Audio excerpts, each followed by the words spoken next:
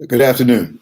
I am the Reverend Nelson B. Rivers III, pastor of Charity Missionary Baptist Church, chairperson of the Charity Foundation, and I'm also the vice president of Religious Affairs and External Relations of the National Action Network, also known as NAN, under the leadership of the Reverend Al Sharpton. I have an important announcement to make, one that we pray will make a tremendous difference in the COVID-19 fight. The COVID-19 declining the rate of COVID-19 in the Black community in particular, as well as in the state of South Carolina in general. The Department of Religious Affairs and External Relations of the National Action Network is pleased to announce a project of partnerships and relationships that will provide COVID-19 screening and testing to underserved and endangered majority Black counties and communities in the state of South Carolina. After a series of meetings and discussions with Mayor Steve Benjamin, Precision Genetics Laboratory, Medical University Executive Leadership, the Franklin C. Fetter Community Healthcare Centers in South Carolina, in this area of South Carolina in the Low Country, we want to announce the movement. The movement is an acronym, THE, and it stands for Testing, Healthcare Access, and Economic Equity. The Religious Affairs Department of National Action Network, along with the local chapters of Southeastern chapter of the National Action Network in South Carolina, the Tri-County chapter of the National Action Network, and the Charity Foundation. The effort will be led by the Religious Affairs Department and the Charity Foundation in partnership with the organizations and the units I just mentioned. We are grateful for the Medical University agreeing. We've been in a series of conversation with them. We reached out to President Cole several days ago, then talked to him and CEO Dr. Cawley a few days ago, as well as Dr. Marbella Ford. And the point person with them is Anton Gunn. And we are looking forward to getting testing done in Liberty Hill, South Carolina, in North Charleston, right here where the Charity Missionary Baptist Church is. There will be a testing site here very soon, within the next week to 10 days. And we're looking forward to that. We also will have testing in partnership with Franklin C. Fetter Healthcare Centers and the Medical University in the Tri-County. But we're going to start in Charleston. So we'll have testing in Allendale, testing as far away as Edisto, James Island, Salt Degree, as well as Accoby in the areas around. And that testing will be scheduled and start very soon. We know there will be some testing starting on the 4th of May, which is next week, Monday. And we're looking forward to letting you know where testing will be coming in your area. The most recent data from the South Carolina Department of Health and Environmental Control, known as DHEC, show that while Black people make up 27% of the population of South Carolina, we represent 43% of those infected by COVID-19. Even worse, we make up 56% of those who died from COVID-19. These alarming statistics tell us that Black people are at greater risk from COVID-19 than any other demographic group in our state. And because of that, we have to respond and respond forcefully. We believe that disproportionate impact requires a disproportionate response and recovery strategy. Thus, we have launched the movement. It's a movement to bring testing, to bring access to healthcare, and to bring economic equity. We've been left out and locked out, and it's time for us to reverse it and open the doors and open the opportunity. The stimulus package the first time around missed much of our community. Churches didn't have a chance to apply. Businesses, especially small Black-owned businesses, did not get a chance to apply. And lo and behold, big companies with 5,000 employees, some big universities, Ivy League universities, got money they had to give back. And so we're working to bring economic equity through the National Action Network chapters, as well as the Charity Foundation and the Charity Missionary Baptist Church and our allies and our friends. And we're looking forward to working with them. We will announce the partnership with the Religious Affairs Department in the counties that we plan to serve. Those counties range from down in Allendale, Jasper, Hampton, Barnwell, Bamberg, all the way up to Orangeburg, Clarendon, Calhoun, Lee, and then over to Williamsburg. And we'll continue until we're able to do testing in every majority black county, and some that while they may not have a majority, the majority of the people in the county are black. Clarendon would be one. Clarendon County has the highest infection per capita in the state of South Carolina. How is that? And the testing is not the way it ought to be. It's not going to happen unless someone endeavors to make it happen. So we thank our friend Nate Wilborn at the Precision Genetics, who will help us reach the places that MUSC and Franklin C. Fetter will not be able to go. And we're grateful that Dr. Cole and Dr. Cawley and Anton Gunn will work with us to get testing done in Allendale, the testing done down in Hollywood, testing over even to Edisto and those areas in between and outside the Tri-County and Berkeley County and in Dorchester County. Particularly, we want to go to St. George to make sure that we get testing done in that area. And further, we will have testing in the counties that I just mentioned. We probably will, not probably, we'll start in Banworth County, South Carolina. We have members of our church who have a lot of relationships there. Thank God I have relationships in all 46 of the counties in the state of South Carolina, having served as the state director of the NACP for a decade, and also making contacts when I was the regional director. So we're looking forward to doing that. The goal of our partnership is testing COVID-19 in 17 counties that we talked about, but also in those areas, including where we are now at Charity Missionary Baptist Church in the parking lot right outside. We're going to have screening of symptomatic individuals, mobile specimen collection, diagnostic testing, and antibody testing. We really want to know who has been infected but remained asymptomatic and did not know they had the virus and maybe have built up antibodies to the virus. Be critically important for us to know that. And also we are prepared, or the medical profession is prepared, and the experts are prepared, that after positives, to have contact tracing, have quarantine, and also a response. And we're looking forward to making sure we do it the way they want to do it. We are not personally going to do any conducting of the test, although I have my own test. We were going to make sure that it happens. We are the experts. They have years of experience to do it right, to do it safely, and to get it done. But what's not happened so far is no testing in the Black community. We've taken it upon ourselves as a group to get this done.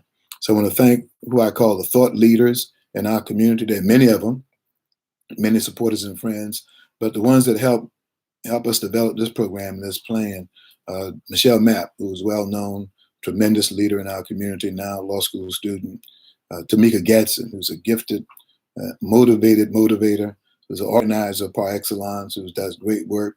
We're excited about what she will bring to the table. She's given us great insight, great advice. And I commend the group because we don't have a cheering session. We have real conversations about what must be done and what should not be done. We also have Letitia Vaughn with the Tri-County Creole to Career, Dr. Audrey Lane, who has her own organization, doing great work with us. We're excited about that. Brother Benny Starr, hip-hop artist, who's a brother and a friend, doing great work. We're excited that he's given us his input and will help us reach communities that we may not have been able to reach. Sister Trudy Grant, who works with me in the Religious Affairs Department of the National Action Network, and Sister Shonda Hunter, the director, executive director of the Charity Foundation. Charity Foundation will do a lot of the heavy lifting on this, along with our Office of Religious Affairs Department. And so we want to thank Medical University of South Carolina. We want to thank Franklin C. Fetter, Miss Aretha Jones, who's met with us, has done a great work, Sister Chapman, who's been with her, helping us get this done. And we're looking forward to a successful relationship with them. The first testing will probably be right outside here at the Charity Missionary Baptist Church in the parking lot. We'll know by the weekend, and we'll make sure that you know what we know. We also want to thank those who've been giving us feedback and input, praying for us and working with us in the testing will cover thousands. I think the company, and when we talked about this, had already secured 10,000 test kits. Test kits in great shortage in this state. They're finally starting to show up. But Precision Genetics has the ability to test 10,000. Franklin C. Fetter confirmed they have enough test kits to do several hundred in our community. Then, of course, Medical University is the big dog. They got test kits galore, but even they had to work and wait to get them. So we believe we'll create synergy, that we will not overlap, but we will plan to work as hard as we can. We're not promising the numbers. Our goal is to undercommit and overdeliver, but we know the impact will be significant. We know the impact will save lives. The impact will help. We're also going to move to talk to the governor. The number one issue among those who've been tested and those who've died is called underlying conditions. Well, I've been black long enough to know being black in America is an underlying condition. It gives rise to all kinds of stuff that happens to us just by being born black. Not as a badge of disgrace, but a badge of honor. Privilege has empowered us to do what other folk thought could not be done, and frankly, other people would not do. So we want to make sure that we have access to healthcare. It is nonsense. It makes no logical sense. It's not, doesn't make sense in scripture, doesn't make sense in policy, that we can get for 10 cents on the dollar healthcare to every community in South Carolina. 10 cents on the dollar. How could you turn away from that and claim that it makes any economic sense? We've learned through this pandemic that better healthcare is the best thing for the economy. Why are we shut down? Because of the concern about having the health of America destroyed. Healthy people produce a healthy economy. A sick folk produce a sick economy.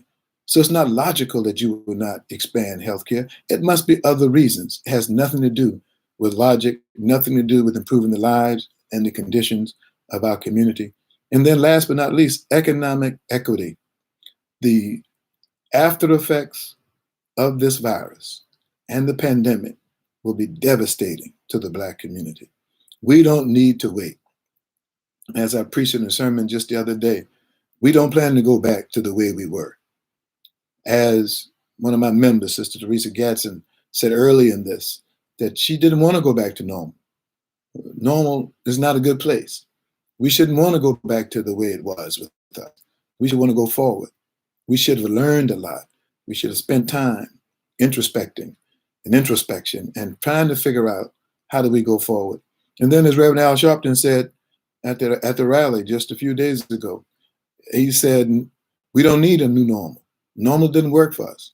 What was normal for Black folk was bad. And we don't need to go back to that. We need to have not a new normal. We need to have a new reality, a new way of doing our business. And that means we have to be aggressive. We have to be sometimes confrontational. And we can't worry about how folk feel. When someone is killing you, you shouldn't have to have a good conversation with them. You should make them stop. One of my members posted today something that Julian Bond, the late Julian Bond, said often in his messages, that when you see babies floating down the river, you may want to run up the river and find out how they got in the river. And what Julian said, and I agree with, is no more than that. We want to go up river and find out who's throwing them in the river and make them stop. Somebody's been throwing Black babies in the river. We need to make them stop. And that's what this work is about. We're grateful for allies. We're grateful they've decided to partner with us. We have work to do, a lot of work to do. We're going to test as much as we can. We're going to save as many lives as we can. And then when the work turns to economic equity and healthcare access, we need your support. Call your legislators. Call your members. Let them know it's unacceptable that South Carolina does not have healthcare access for all of its citizens when it's available. This is not something we have to create. It's available. It's available now. And we ought to make it happen right now. And then the economic response. Affordable housing is getting more scarce. And after the pandemic, if we don't do something, it will be almost unavailable. We have to do the work. The way businesses are being treated, we've got to do the work. And the way Black folk are being excluded, the airport. When you go to the airport, no Black vendors. All the money they make at the airport, they hire from within. If you can hire the director without a search, certainly you can find Black vendors to work in the airport. That's our job. That's what we're going to do. So thank you. We wanted to announce this partnership, that the movement is on. We've started. Testing is coming to a community near you for COVID-19. And along with testing, the push for healthcare access for all South Carolinians, no matter where you are, no matter who you are. And then they keep moving the pie. We need to be able to make sure that wherever the economic benefits are flowing, that we're in the stream and we're not after the fact, not always catching. We've done an amazing job as a people and as a community over many people will never get over. But that doesn't help us now. We have to do something right now. So please join the movement. We're looking forward to all that has been done, all that will be done. We need your prayers. We need your support, your criticisms. Well, not criticisms, take that back. We need your critique.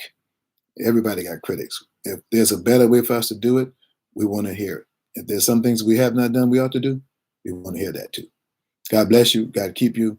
Join with us in the movement that we can make a difference, that the relief and the recovery after COVID-19 will look different than it did after everything else that's happened in our community, because we were engaged early with persistence, with expertise, and with courage and faith.